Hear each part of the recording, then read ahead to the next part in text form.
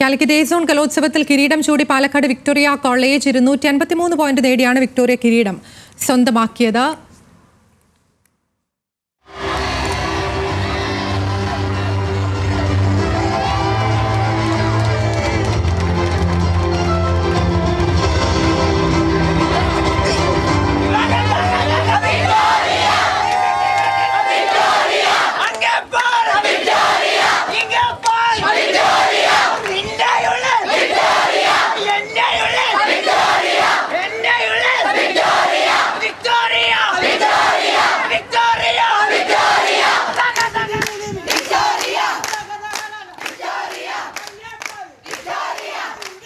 പ്രസാദ് ഉടുമ്പശ്ശേരി വിശദാംശങ്ങളുമായി. പ്രസാദ്, അങ്ങനെ പാലക്കാട് കിരീടം ചൂടിയിരിക്കുകയാണല്ലേ, എങ്ങനെയാണ് പോയിന്റ് നിലയൊക്കെ?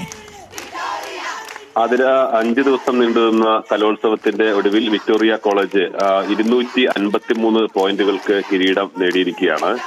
രണ്ടാം സ്ഥാനത്ത് പാലക്കാട് ഗവൺമെന്റ് ചിറ്റൂർ ഗവൺമെന്റ് കോളേജാണ്. 114 പോയിന്റാണ്. മണ്ണാർക്കാട് MES കോളേജിന് 100 പോയിന്റും പട്ടാമ്പി സംസ്കൃത കോളേജിന് മണ്ണാർക്കാട് MES കോളേജിന് 110 പോയിന്റും പട്ടാമ്പി സംസ്കൃത കോളേജിനും 100 പോയിന്റുമാണ് ലഭിച്ചിട്ടുള്ളത്. ഈ കഴിഞ്ഞ 5 ദിവസവും സംഘർഷഭരിതമായിരുന്നു കലോത്സവം എന്നുകൂടി പറയേണ്ടി വരും. ഓരോ ദിവസവും വിവിധ കാരണങ്ങൾ ചൂണ്ടിക്കാട്ടിക്കൊണ്ട് തന്നെ മത്സരാർത്ഥികളും വിദ്യാർത്ഥികളും എല്ലാം തന്നെ സംഘാടകരുമായി തർക്കമുണ്ടാക്കുകയും അത് സംഘർഷത്തിൽ കലാശിക്കുകയും ഒടുവിൽ ലാത്തിചാർജ് വരെ ഉണ്ടാകുന്ന സാഹചര്യം ഈ സോൺ കലോത്സവത്തിൽ ഉണ്ടായി എന്നുള്ളതാണ്.